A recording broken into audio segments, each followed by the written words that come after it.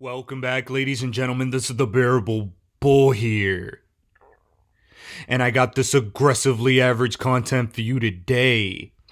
As here we see Brad Garlinghouse, the Ripple CEO, is expecting a ruling in the XRP lawsuit against the SEC to come before June 30th. You see, ladies and gentlemen, we have a definitive maximum time frame for this case to last as far as a first-person player in this lawsuit is concerned. Brad Garlinghouse is letting us know no more than 5 months left maximum of this nonsense. And remember, at any given moment in between now and then, we could see a settlement or even a ruling by the judge. All I ask for all of you is to stay on your toes, as we're going to be seeing many new things breaking from Ripple about XRP and other things moving forward. Here, we have that Brad Garlinghouse and Chris Larson praise a new Ripple director. Monica Long has just been appointed as the new president of Ripple. And announcements like this and a restructuring of business is something you all need to understand does not go unnoticed. It is very big news, and it's something that they wouldn't be doing unless they think they're going to garner some level of attention with a tidal wave of announcements moving forward. You see, the thing is, people think all of these appointments and announcements are all random events. Me personally, I believe there is an order to the world and an order to news outlets and structures as far as how these businesses operate and what they want to release to the public, as well as when they do so. I believe that while Ripple XRP is getting regulatory clarity, they will also be bringing the hammer down to the rest of the crypto market. And I'm 100% okay with that, because we do need more regulation to ensure that frauds do not get out of hand. Cough, cough, FTX. We'll get into that a little later. But also, we need Ripple and XRP's technology to fix a massive problem that I believe is coming in 2023. I believe there's going to be a massive bank run, massive bail-ins, and a massive liquidity crisis this year, as this financial system is coming to an end and a projected financial crisis is inbound. We have to prepare and know the signs when they're there.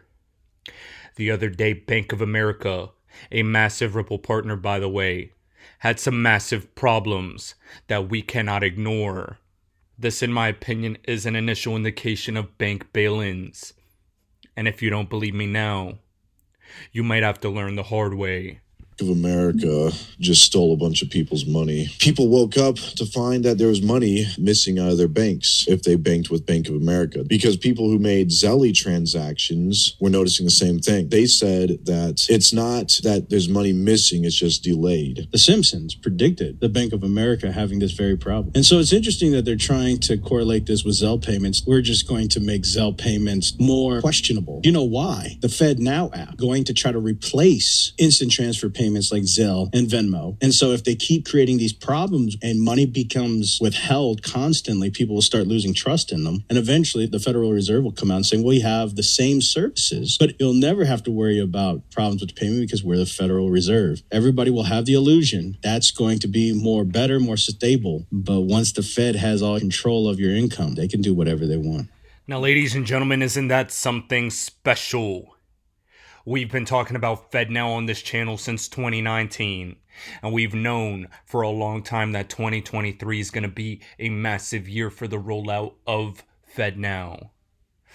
I've often called FedNow Fed later, but now that later has finally arrived. All of this is happening in harmony. All of this is happening in sequence. There are no accidents. Immediately after Davos, where one of their 3 main talking points is crypto regulation, the Biden administration has come out with their roadmap to mitigate cryptocurrency risks. They called 2022 a tough year for crypto, and they talked about stablecoin in this specific first paragraph. You see, what's going to be happening is regulatory clarity in this space. And while there will be investigations into the inner workings of FTX, places like Tether, things like Binance, exchanges, lenders, etc., part of what's going to be coming out of the other side is Ripple's clearance and XRP's full-blown payment structure going into play. XRP's full-blown adoption will begin this year, in my personal opinion. As with regulation, XRP will be the gold standard and the example that made it through the SEC's hurdle. We will have the Ripple test in place, and I can't say that enough. How many of you guys think it's an accident that on his last day, Jay Clayton went and filed a lawsuit against Ripple, then went to a company that directly competed against Ripple?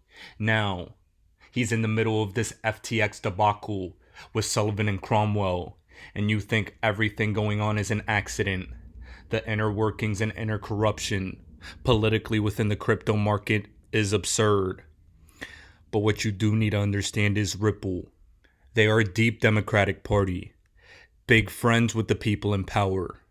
And while this SEC case is one of those things that many people don't understand, we need to know that the only reason it's still intact and the only reason it's still going on is because the powers that be needed to prepare for Ripple and for XRP.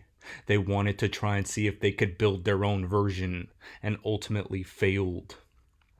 You see, even a Ripple hater like Mike Novogratz questioned the lawsuit. But then Gary Gensler goes on to say exactly why Ripple got sued. Please take a listen to this clip so you can understand the inner workings and the politics that was going on to cause this case to happen. If you think about the Ripple lawsuit, right, that the SEC brought, basically saying Ripple issued a security, did fail the Howey test. They had allowed that to operate literally for 4 or 5, 6 years. And then they sue the week before, Chairman Clayton is leaving. Just seems strange. And again, if there were rules that were clear, or if you were going to sue to sue, but before you let an entire ecosystem get built up and then sue, it just seemed to be so counterproductive. The problem, the SEC doesn't care about what's productive or not. FinTech has gotten into payments. Startups have gotten into payments. We all know the story in China that Alipay and WeChat Pay are dominant in the payment system. And yes, the central bank, the People's Bank of China, had to get their arms around it. And in Africa, in Kenya, Safaricom, a telephone company, got into the payment space. Now, what does this all mean to Facebook? Facebook has watched this and said, we want in as well. We want to do what Alipay or WeChat Pay or even any of these startups are doing in this space, because if you can get into payments, you can maybe get into credit. And if you get into payments and credit, you can start to make some of the profits that the financial sector has made. And ladies and gentlemen, that's what this lawsuit's about. Incumbents are afraid of Ripple's progress and that XRP is going to stifle their profits. There is a lot of money that is made by these incumbent financial institutions on the friction and the lack of liquidity they cause with the current correspondent banking system. And there are currently political puppets in place that are part of the banking system that are trying to prevent crypto, fintech, Ripple and XRP from really making a dent and making the new financial system fully get adopted. They don't really care about retail. What they care about is their pockets. And here, what we see is that Senator Elizabeth Warren, who's very buddy-buddy with Gary Gensler at the SEC, coordinated questions and testimony with officials from the SEC before their leader testified before Warren's committee in 2021. See, here's the inner workings of this conspiracy to try and crack down on crypto. And I can't stand all of this blatant corruption by the people who were in bed by the biggest scammer in crypto history. They were both in bed with Sam Bankman-Fried in the Bahamas. And please take a listen so we can unveil what's been going on. All right, a bombshell report tonight about how Elizabeth Warren, Senator Elizabeth Warren, and her office coordinated testimony with the Security and Exchange Commission ahead of a Senate hearing. The Heritage Foundation Oversight Project, of which I'm associated, through a FOIA request, obtained emails from Warren's office to the office of Chairman Gary Gensler 2 days before his Senate testimony back in September of 2021. The email from Warren's economic policy advisor includes a list of questions. Get this, a list of questions that Senator Warren planned to ask, along with suggested answers for the chairman of the SEC. The advisor also wrote, quote, "Let me know if you're okay with the questions as currently written." 2 days later, she sent a follow-up, quote, "Let me know if it's looking like the chair has any issue with the framing of the questions. Definitely don't want to put him in a tough spot," end quote. And it appears the chairman didn't have any issue with these questions because Senator Warren asked almost verbatim from the email. Check this out. Chair Gensler, advocates say crypto markets are all about financial inclusion, but the people who are most economically vulnerable are the ones who are most likely to have to withdraw their money the fastest when the market drops. Does this sound like the path to financial inclusion to you? Now, ladies and gentlemen, I don't know about you, but I'm a big believer in checks and balances, and I don't like the people that are supposed to be holding the SEC accountable, giving them absolute lollipop questions, and then preparing with them the exact questions and answers that will be asked during hearings. This is all to try and frame crypto in a negative light. Gary Gensler was the head of the SEC while he let Terra Luna collapse. He let UST collapse. He let Voyager, BlockFi, 3 Arrows, Genesis, and FTX all go bankrupt on his watch because his SEC did not provide the right regulations or consumer protections to help in this market, or at the very least, he did not enforce on the right people. Instead, we have this long dragged out lawsuit against Ripple, who's been doing things right, or as right as they could be, with the SEC. They get sued. Library, a token 99.9% of crypto doesn't care about getting sued. Dragon Chain's getting sued. Kim K got sued. Somebody should sue the SEC. Oh wait, the XRP army did, with 75,000 names. But you still can't even respond. Now take a listen to the rest of what Elizabeth Warren has been saying. This is the right approach. The SEC has the right rules and the right experience, and Gary Gensler is demonstrating that he is the right leader to get the job done. That's why, as I've said before, the SEC needs to do even more and use the full force of its regulatory powers across the entirety of the crypto market. As incoming SEC Chair Gary Gensler faced a critical task: put the genie back in the bottle and bring the crypto ecosystem into regulatory compliance after Trump's regulators had allowed it to explode. In less than 2 years under Gary's leadership, the SEC has made a good start. The SEC has helped to keep crypto volatility out of the banking system by holding banks and other public companies responsible for the risks of custodying crypto assets. The Commission has worked to protect investors from crypto products, especially prone to fraud and market manipulation, by preventing Bitcoin exchange-traded funds from hitting the market. The Commission has also taken legal action to halt the offering of dangerous and unregulated crypto lending products from platforms like BlockFi. The SEC has brought enforcement actions against celebrity crypto promoters for not disclosing their compensation to the public. It has gone after the employees at exchanges like Coinbase for insider trading. It has charged crypto crooks for defrauding ordinary investors out of millions of dollars.